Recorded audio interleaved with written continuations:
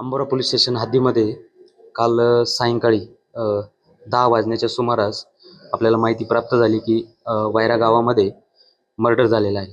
त्या अनुषंगाने आम्ही तात्काळ त्या ठिकाणी दाखल झालो. तर अशी माहिती मिळाली, प्राथमिक माहिती आपल्याला का अंबोरा पोलीस स्टेशन हद्दीतीलच हातोळण गाव आहे. तेथील भरत भोसले, त्याच्यानंतर आजीनाथ भोसले आणि कृष्णा भोसले हे वैरा येथे जी पारधी वस्ती आहेत गोरख भोसले, त्याच्यानंतर त्यांचा भाऊ दीपक भोसले यांचे इथं आले होते. त्यांचे जुन्या भांडणाच्या वादावरून वाद झाला. हे दोन्ही बाजूचे जे आरोपी आणि फिर्यादी आहेत यांचं क्रिमिनल बॅकग्राऊंड आहेत. यांच्यावर सोलापूर तसेच नगर येथे जबरी चोरी, दरोडा यासारखे गंभीर गुन्हे दाखल आहे.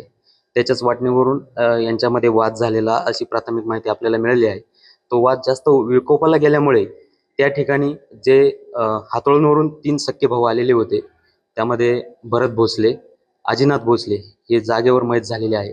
त्याच्यानंतर जो त्यांचा तिसरा भाऊ कृष्णा भोसले हा गंभीर जखमी असल्याने त्याला सिव्हिल हॉस्पिटल नगर येथे ॲडमिट केलेले आहे. त्यानंतर आम्ही तात्काळ जे 2 प्रेत होते त्यांना सरकारी दवाखाना आष्टी येथे उपचाराकामी दाखल केले. तिथे डॉक्टरांनी त्यांना तपासून मयत घोषित केलेलं आहे.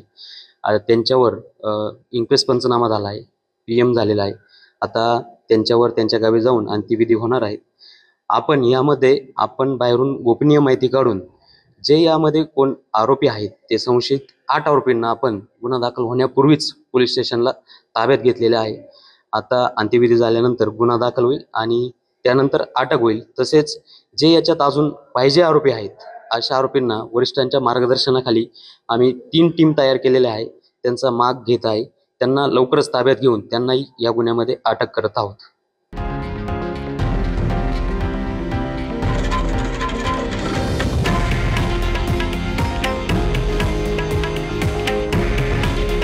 हे आहे देशातील नंबर 1 न्यूज नेटवर्क आणि आपण पाहत आहात TV9 मराठी.